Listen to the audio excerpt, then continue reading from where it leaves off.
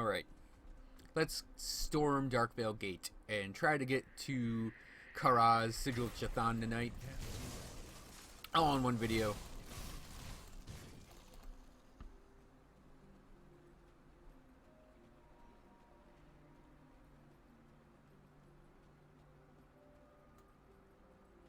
Like to get into Act 4, then we'll be 3/4 of the way done with Elite.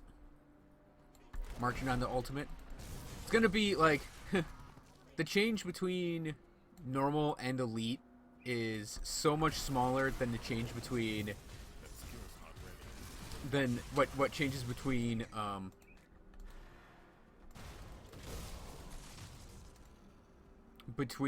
Elite and Ultimate.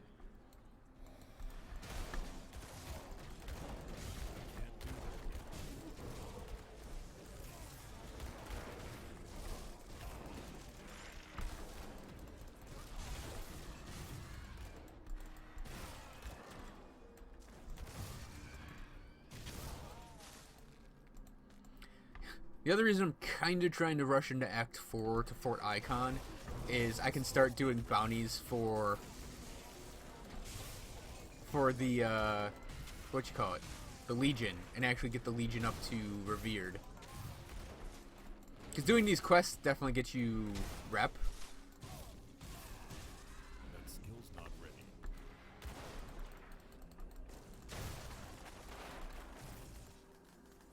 Doing these quests will definitely get you reputation, but, like, it's not enough to actually get to Revered.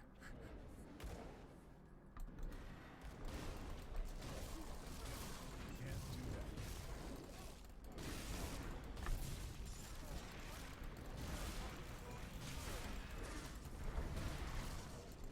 That skill's not ready.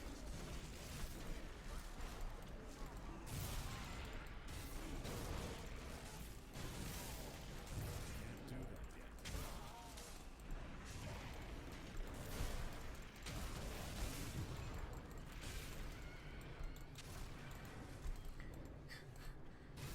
Cultists are so annoying when nothing you do like is a giant massive AoE.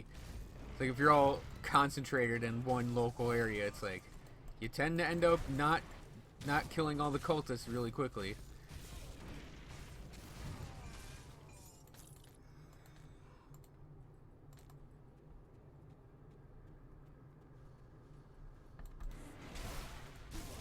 That skill's not ready.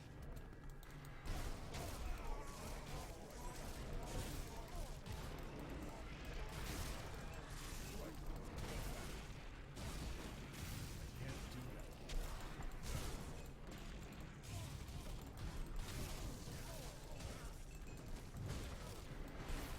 Can't do that yet.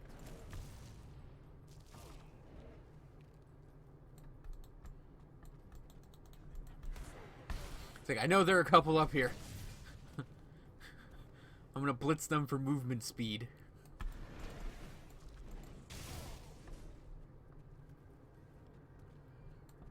Got a shrine up here as well. This is another elite level shrine.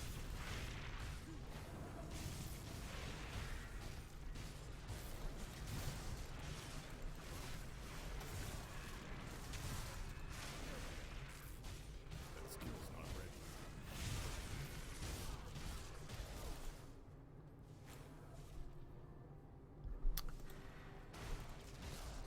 do that yet.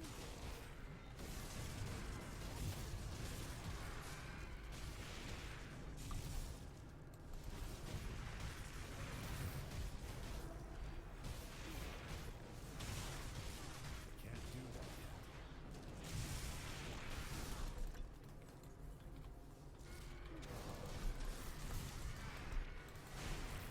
My chaos res only at 20. I definitely don't want to be near a lot of fucking crystals. I don't want to be near the crystals. Can't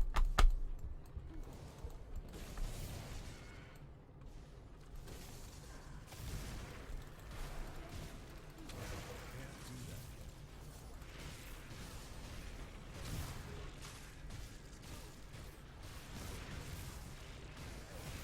That skill's not ready.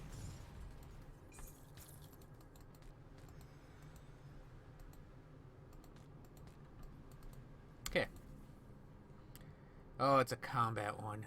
But skill's not ready.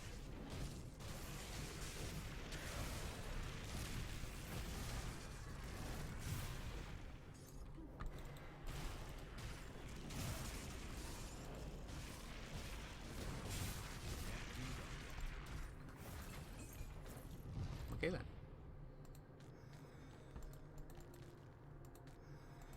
So, next devotion point. I actually don't know where I'm putting it. Alright, I said I was going to try to complete this. Because then I could go for the Tree of Life. So I definitely want the Chaos Resistance.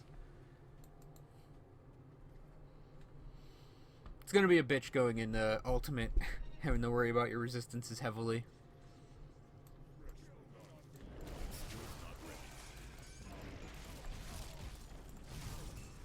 I mean, I was really worried about them with my Aether Ray Arcanist, and still kind of am, but with this guy, it's like, he's going to have to wade through stuff.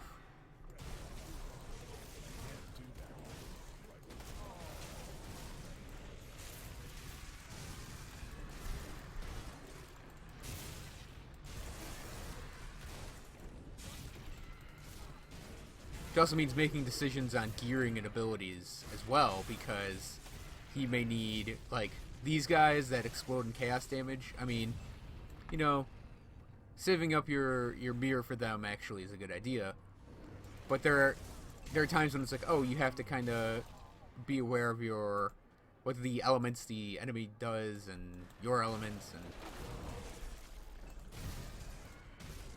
but also it's like you have to kind of be aware that certain enemies are going to be more DPS-y than others, and then you got to deal with like defensive ability and keeping your offensive ability up so you can actually hit things.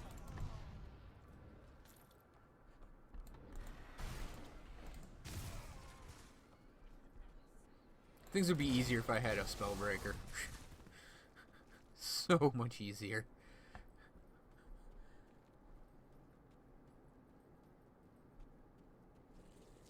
Sit there with high cooldown reduction and just keep healing myself over and over and over again. I can't do that yet. I'm using Mirror of Aractes as needed.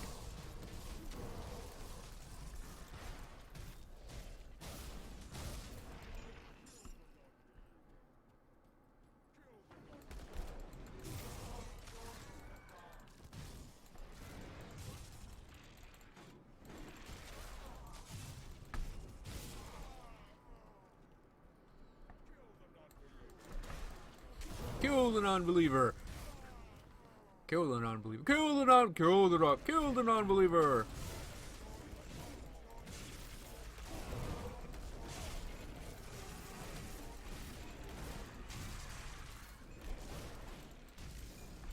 Apparently they want me to come join the cult and or kill the non-believer.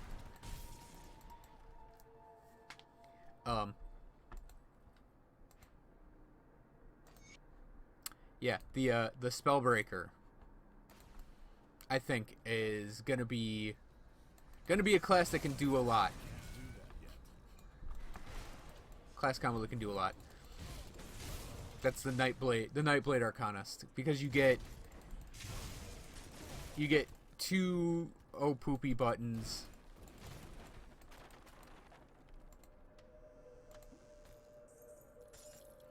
Two oh poopy buttons, a heal that's on a fairly quick cooldown, Maven Sphere protection, having options like Alexa's Flash Freeze and Kalidor's Tempest, and even Ring of Frost attached to Ring of Steel.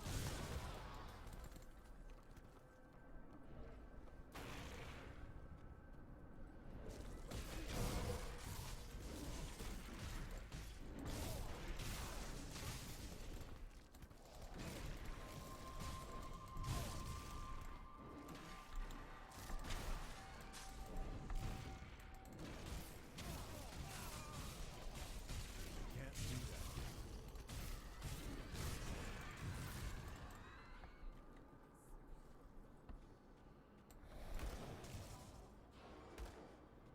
sort of doing a roundabouty way through this because I know where this is.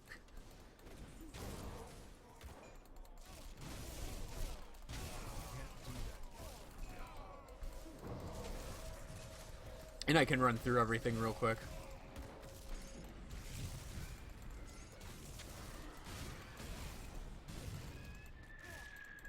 Plus, like, the Spellbreaker has a lot of crowd control beyond just Electric Flash Freeze. I think even, like, Lethal Gambit can become a crowd control thing. What was the other one? Oh, you can Blade Trap and... Yeah. And you get, like, fast movement with Shadow Strike. So it's like, yeah, Spellbreaker actually I think is probably going to be one of the best combinations around. What was I going to look at? Oh yeah, the map. So this upper area, there's actually more down here you can explore around with. But there's that secret that's right there, that secret that's right there. There is a secret in the first level as well, sort of under the bridge. I just ran by it because it's usually, for me, almost, I'd say almost always even, is a weather chest. Not exactly a blow you away type of, chest type.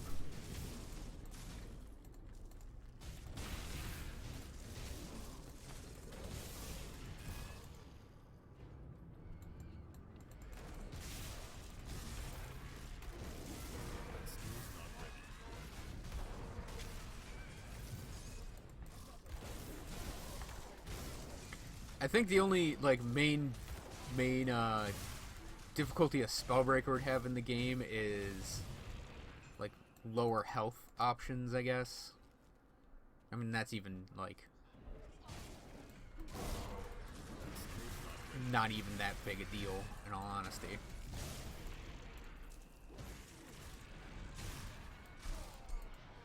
Because, like, part of the reason this character survives so well is he has a...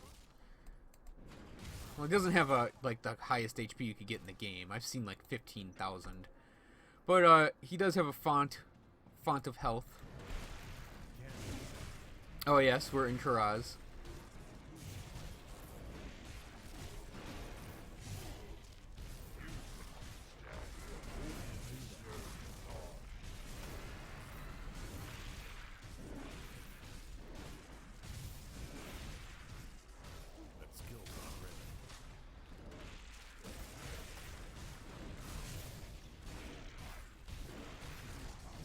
His first form here is a pretty easy, like, oh, he's just a summoner type.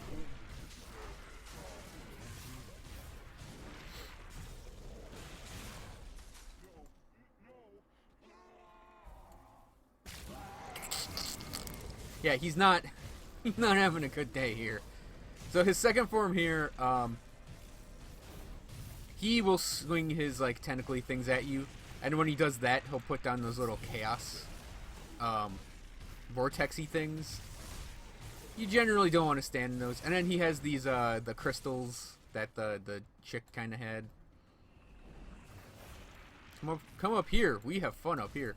So they're kind of tricky to see sometimes, the chaos chaos dots. He'll also summon ads.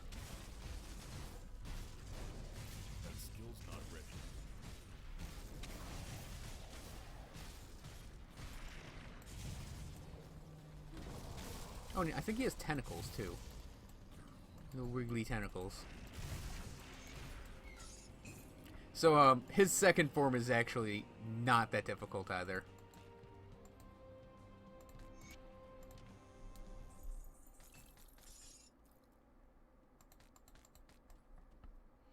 So, you've also got down here, boop, and boop.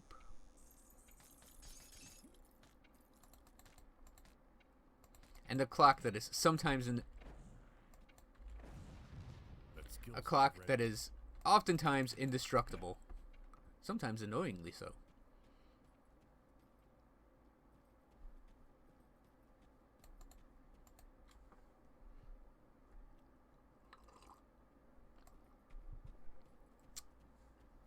So we're just going to get to this waypoint here. And we can go turn in the quests. And then we'll officially be in Act 4.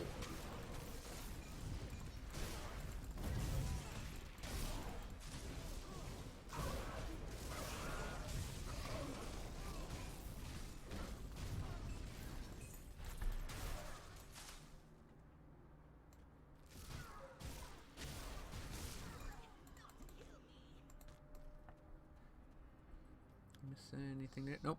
Okay, so the waypoint's up and around here. These are our new Act 4 enemies we get to fight. Killmains.